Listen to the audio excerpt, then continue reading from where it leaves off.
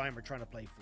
Decent scaling as well, Dagda. Now that it is actually a Graves instead of the Jace you're talking about, we have solo laners who are going to be moving into the late game quite well. Flandre for success and having a good spot in that top lane, or, which looks like it may be the case, is playing tempos.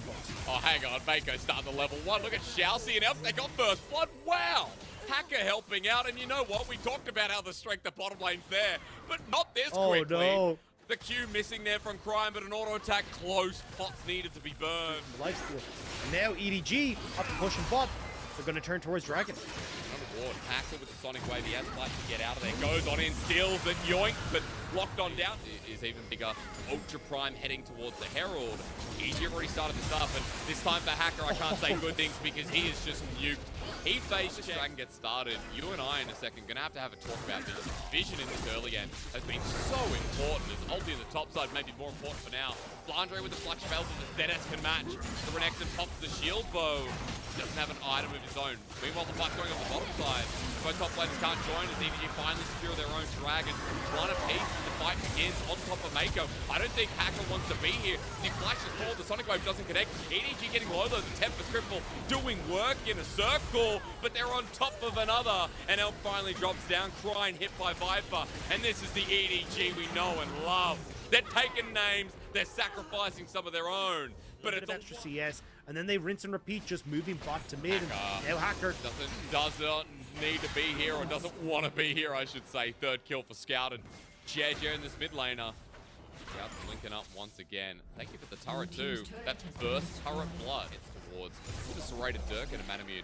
Might be going towards the Nash's here. Second item holding on to serrated, but not important because JJ has picked up a second Herald and Flandre's picked up a turret. 2 turrets for EDG, no response here for Ultra Prime. Elk and Shousey are going to be fended off by the bottom lane of EDG. In fact, Elk actually going to be locked down. There's the TP once again. Dagda, you talked about this, but now it's unleashed, and JJ and everyone else are down here. 5 members of EDG and Shousey just wants the support, but Viper will pick up a double. That's going to be able to crack it open, and this time the goal is going towards Flandre.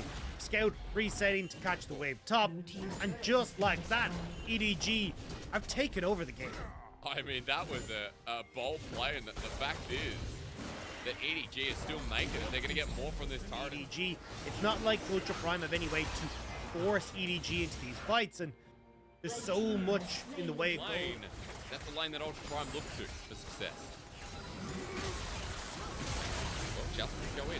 Mako actually going to be the first target. That's a lot of burst damage. JJ jumping in by himself, and Scout's going to join in. Wait, that's a rise. AoE, and Scout tries to get Hacker away from him. Ultra Prime now in a bit of a choke as Viper's holding on for it. Onto Crying, the Solar Flare flashes away from. Look at the summoners tick away as Scout uses the Realm Warp. Whenever Flandre is showing in a lane on bot side, right? Scout will not show as we go top side. Scout of the week, is it there? No, Deadly Flourish from downtown. Scout runs in, no fear of the turret. And EDG, Dagda, you might have to be more specific as to what Ultra Prime can do because you wanted to fight. But EDG are just picking and it means them that for Ultra Prime, all your alarm bells are ringing because it's like, okay, well, what is the game plan here? Where are they going to go? We don't have the playing with a Raptor. Mako looking to block the Sonic Wave. Ultra Prime nowhere nearby. Dragon's already gone. The gold 8,000 folks. EDG at 22 minutes. We're going to wait another fight for this Ocean Soul to become a reality. Still, though, it's easy pickings for EDG, right? Scout's going to move up towards top side. He can clear out this wave. We'll see as soon as Scout hits that top side, Flandre just dip out of vision. Okay, on a ward, Mako actually called out. Unleashed power, good little pick by Ultra Prime. Hacker wants the backline. And Viper has the Gale Force away. Remember, he has ultis, JJ Flash as well, but Ultra Prime a little bit didn't want to interrupt him because he know he'll be dead. But now out of rush, the dredge line doesn't connect, and EDG, they've halted them off the Baron, but it recharges, goes in, and 3K, the TP in the backline as well. Ultra Prime's opportunity to get in the backline, but Viper still untouched. The Deadly Flourish once again, and Flandre joins in with Scout at the helm. ZS heals up, and it won't be for long as Scout charges through a choke. The Realm Warp now layered down, not even taken. And Elk is the biggest carry at this point. Prime doesn't have enough mana. Flandre's also over the wall. Good scout of the week. The final marker, though. Flandre just whops him. Dude, Flandre deserved that quadra. Not only the way he's been playing throughout summer, topside as well. So everything comes crumbling in for Ultra Prime. And looking 3 ways at once is impossible as the turret finally goes down and EDG want to make their last stand. Burst damage once more flown through by Flandre as a curtain call. Could be the true curtain call for Ultra Prime.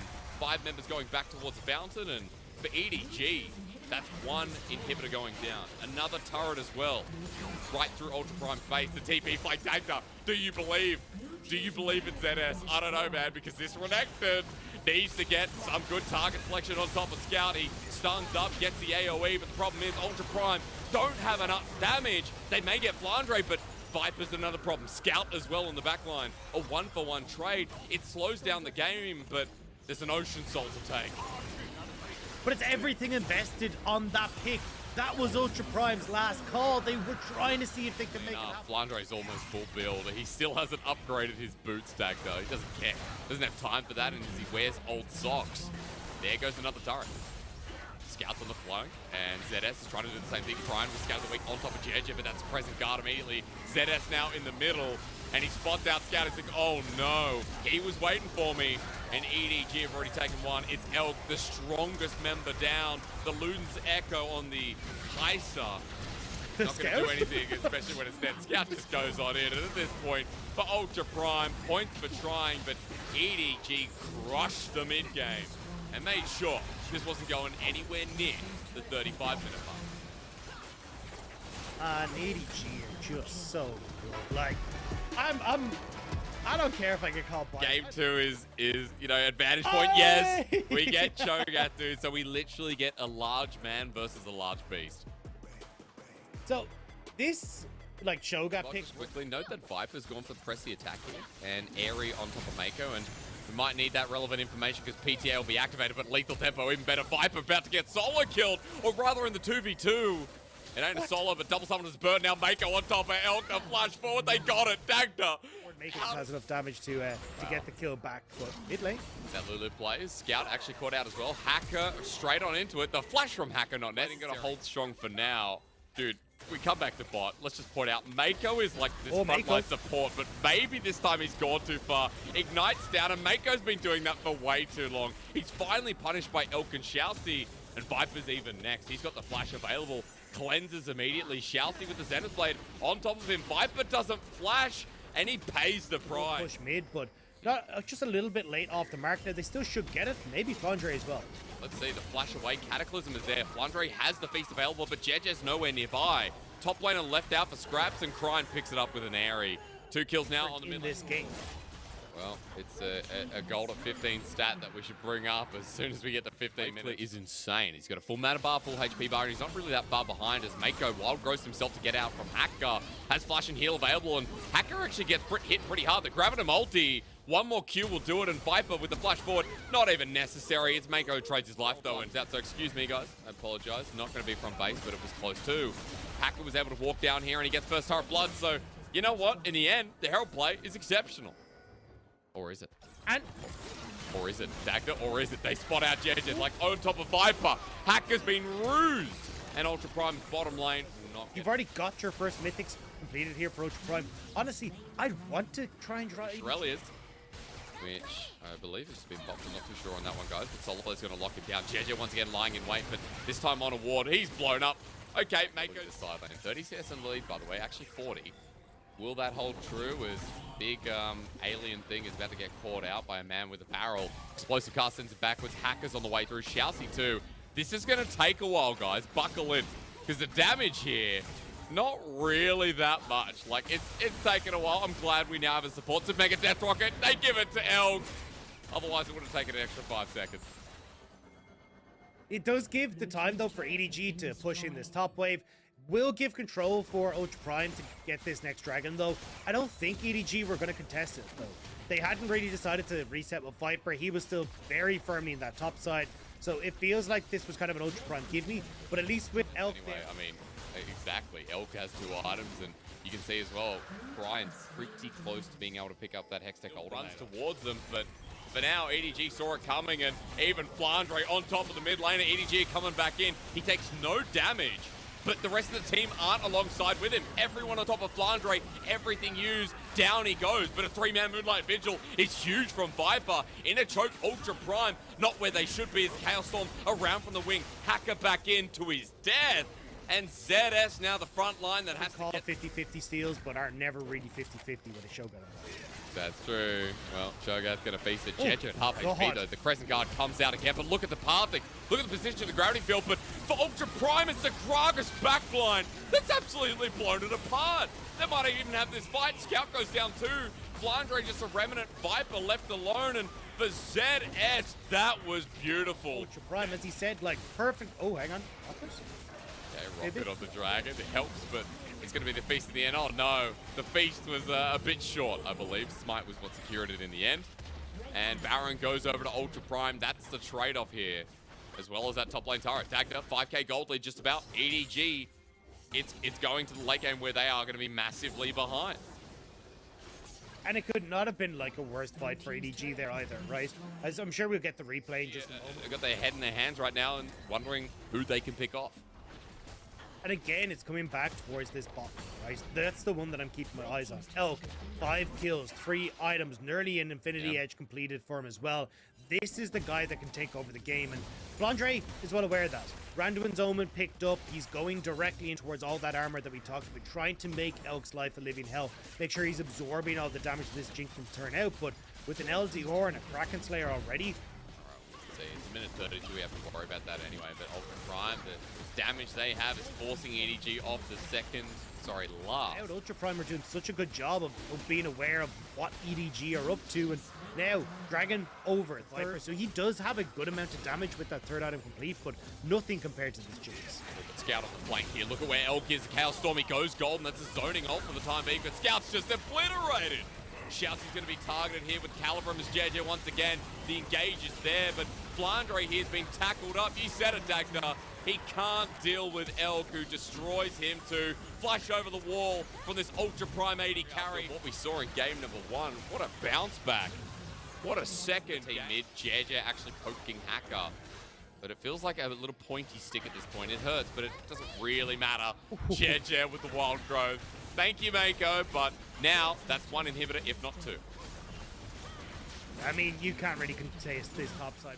I mean, that was just a QE combo. Like, JJ, you're just taking pop shots. It's not even like Ultra Prime are committing anything to getting JJ away from these structures. It's 1 auto. I mean, look, Elk walks up, that's it. Explosive card, suppressing card will save him for now.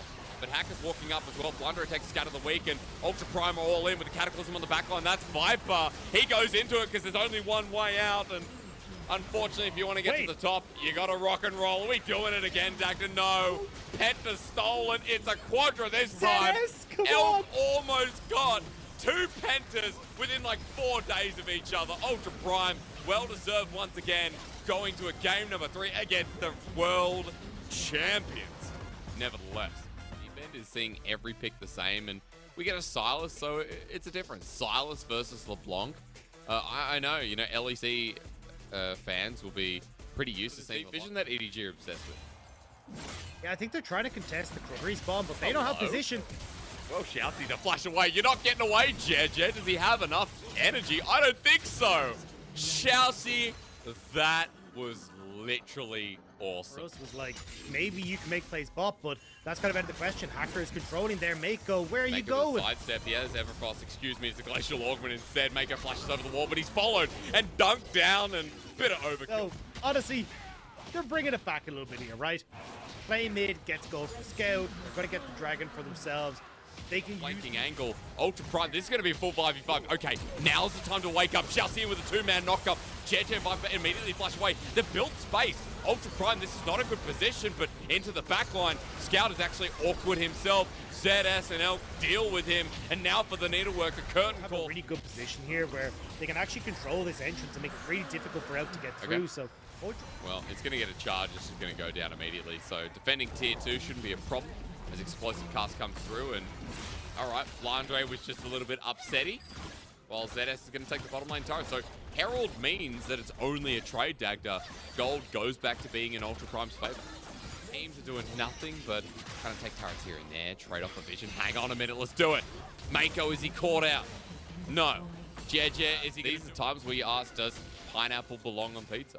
And really get into the nitty gritty. Yes! A kick play. Solar Flare into the back line as well. EDG have found a pick on top of Cryan. Nicely done without real contest here. Again, though, Oh, I saw that. Look, Ultra Prime just channeling mid. There's no time to talk about pizza because Soulflare comes on down. Elk cleanses immediately. We finally get the fight. The explosive cast great. Onto Elk, the Sonic Wave. JJ set up the success. The Warthog, the kick a bit early, but it's double Cataclysm at the exact same time. EDG is sicking around of doing nothing as Viper hits from the back line, but Ultra Prime are getting diminished. Flandre and Mako heading forward. It's one that this game is going to change a little bit, with EDG being able to catch up in items and, more importantly, take over. Blue team's turret has been destroyed. I mean, The Cataclysm. Probably shouldn't say that ever again. Viper gets poked out a little bit by Cryan. EDG are in the pit, but ZS is starting the dragon. Flandre goes on an explosive cast on the flying cow. He's dead. Let's reset that height as Scout goes in again. His cast doesn't use, but he's gone gold, but so is ZS. Right into the back line. That Cataclysm is onto 4. Sonic Wave, into the back line. There's Solar Flare onto Elk. Deadly Flourish locks in place, and EDG are actually on the escape path, but ZS is going to block this for now. The 4-shot doing minor damage. ZS at half HP, but there is no smite for Ultra Prime. They're trying to burst this quickly, but JJ's going to walk on in. Ultra Prime, don't do this objective. Hit it fast or don't hit it at all. Sonic Wave's there. JJ goes back on in. Someone needs to hit it right for the smite. Infernal Soul given over. And now for ZS running away. Elk the next target. Jinx hitting away. Needs to get excited. One them come to the table, waiting for them to sit at their place. Hackers moving in, and even though my analogies make no sense, maybe the team fight does. Great Solar Flare into the back line of No Shelty. Not really flying anymore. In fact, Ultra Prime won't be flying after this as well. Viper's damage insane, and the Infernal Soul on a Jin. Of course it is. Another kill goes down Ultra Prime. take down this Baron. Maybe maybe need some extra hands on this one, because you're going to allow a lot of time for Ultra Prime to get back up and out onto the map. Well, at least there's no jungler nearby. The Viper wants to force shot this, take it with the crit with the smite. He ends up doing that and crying on the LeBlanc. And EDG now pushing on in. Might not be relevant information for now because EDG are just taking down names. And look at this, with the Baron buff, they're able to push on in. They've got a minute 43 left. Dagda, this turret is not long for the world. Ultra Prime nowhere near. Yeah, ZS only just resetting from the top side. They were trying to defend mid, but it gives EDG that bot lane structure now. As you said, a minute and a half left on the Baron. They can still continue to push in, siege up mid. You can look at Flandre going to collect that mid wave and set it up, but Chelsea's just taking a pummeling in this mid. Yep. I think the mistake for Chelsea not getting the early Shirelli is... Oh, there we go! Well, 4 shots at the ready. Watch Viper. He hits Chelsea once again, and he's taking so much damage, even with the Unbreakable Wheel. Scout takes it. Cataclysm in the backline, but EDG still healthy enough. Infernal Soul packs a hell of a wallop as into the back. The Observer even freaks out. Too much action for this sleepy game as the curtain call hits all members, and EDG, they want to end this one before the 35-minute mark. Dagda. Baron on 4 members. They're going to run it home. The team fight is still just too strong from EDG. Scaling be damned, Infernal Soul lives on, and EDG will look to take the series. If only just Ultra Prime gave them a very good run, but at the end of the day, EDG will remain undefeated in series, but we have our eye on Ultra Prime. And EDG, we have our eye on you, because this series, there's going to be a lot to talk about. There's going to be a lot to talk about with the coaching staff. But hey,